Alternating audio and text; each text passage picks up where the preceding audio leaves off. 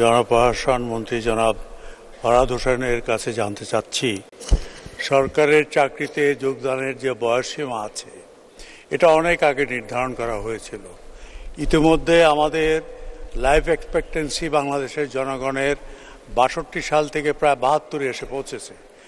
এখন এটা অত্যন্ত যৌক্তিক হবে যে আপনি যদি সরকারের চাকরিতে যোগদানের যে বয়সসীমা এটা শিথিল করে অন্তত ৩৫-এর কাছে নিয়ে যান, তাহলে এদেশে যে আমাদের তরুণ এবং যুব সমাজ যারা হতাশায় ভুগছে, কর্মসংস্থান হচ্ছে না, তাদের একটা বিরাট অংশ এখানে প্রতিযোগিতায় এসে সরকারি চাকরিতে ঢুকতে পারবে। এটা শুধু বিসিএসের ক্ষেত্রেই নয়, আমি আপনার মাধ্যমে সরকারকে অনুরোধ করব এই বয়সসীমা শিথিল করার সময় এসেছে।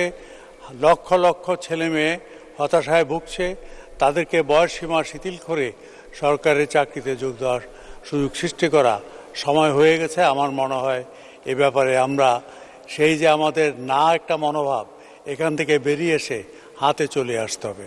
আপনাকে ধন্যবাদ মাননীয় স্পিকার। ধন্যবাদ মাননীয় মন্ত্রী।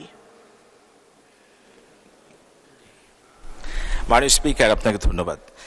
মাননীয় সংসদ সদস্য খুবই গুরুত্বপূর্ণ একটি প্রশ্ন করেছেন এবং আপনারা নিশ্চয় জানেন যে গত ১৫ বছরে শেখ হাসিনা সরকার অনেক যুগান্তকারী পদক্ষেপ গ্রহণ করেছে। বিশেষ করে আপনারা নিশ্চয় জানেন যে চাকরির প্রবেশ বয়স ছিল ২৭ বছর, সেখান থেকে বৃদ্ধি করে সেটি ৩০ বছর উন্নীত করা হয়েছে। সেক্ষেত্রে মুক্তিযোদ্ধার সন্তান যারা রয়েছে তাদের জন্য ৩২ বছর করা হয়েছে এবং চাকরি থেকে রিটায়ারমেন্টের বয়স ছিল ৫৭ বছর এবং সেটি বাড়িয়ে আরও ২ বছর বাড়িয়ে ৫৯ করা হয়েছে। আমরা কিন্তু সবসময়তেই আমাদের যে যুগের সাথে তাল মিলিয়ে দেশের অর্থনীতি, দেশের যে আমাদের পরিকল্পনা, আমাদের যে রূপকল্প, সমস্ত কিছু আমরা কিন্তু বিবেচনা করেই চাহিদার পরিপ্রেক্ষিতে আমরা সবসময় আমাদের এই জনবল কাঠামো এবং নিয়োগ প্রক্রিয়া এই বিষয়গুলো সবসময় আমরা কিন্তু আধুনিকায়ন আমরা করে থাকি, যুগের সাথে সম্পর্ক রেখে আমরা পরিবর্তনও করে থাকি। মাননীয় স্পিকার, আপনি নিশ্চয়ই জানেন যে আমাদের এই যে চাকরিতে প্রবেশ এবং চাকরি থেকে আপনার যে আমাদের বেরিয়ে যাওয়ার যে বয়সটি, সেটি কিন্তু অনেকটি গুরুত্বপূর্ণ বিষয়।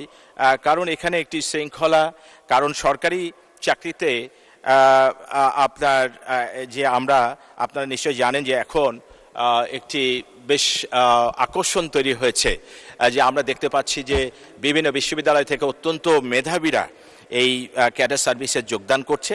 কারণ ইতিমধ্যে সরকারি যে চাকরির যে পরিবেশ থেকে শুরু করে আমাদের বেতন কাঠামো থেকে শুরু করে এই বিষয়টি কিন্তু আমাদের নতুন প্রজন্মের কাছে একটা বড় আকর্ষণ একটি তৈরি হয়েছে।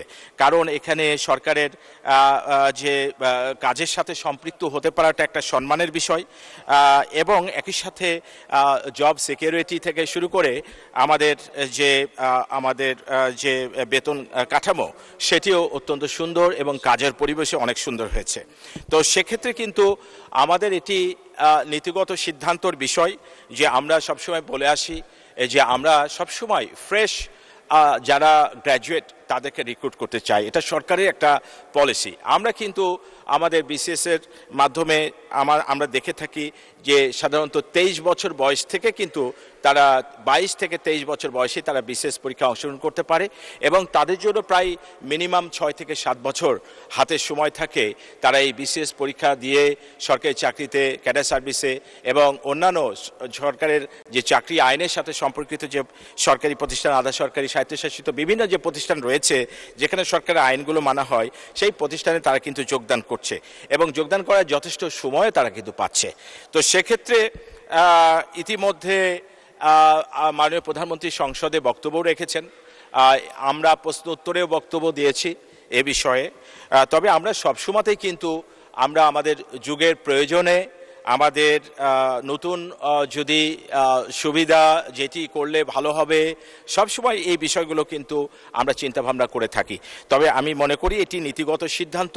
এই সিদ্ধান্ত আমরা চাকরি বয়স আগামীতে বাড়াবো কি বাড়াবো না, বা কি বাড়ালে ভালো হবে কিনা, এটি আমার মনে হয় যে আমাদের নীতিগত সিদ্ধান্তের বিষয়। এটা নিয়ে অবশ্যই আমরা ভবিষ্যতে আরও আলাপ আলোচনা করার মধ্য দিয়ে আমরা চূড়ান্ত সিদ্ধান্ত নিতে পারবো। ধন্যবাদ মাননীয় স্পিকার।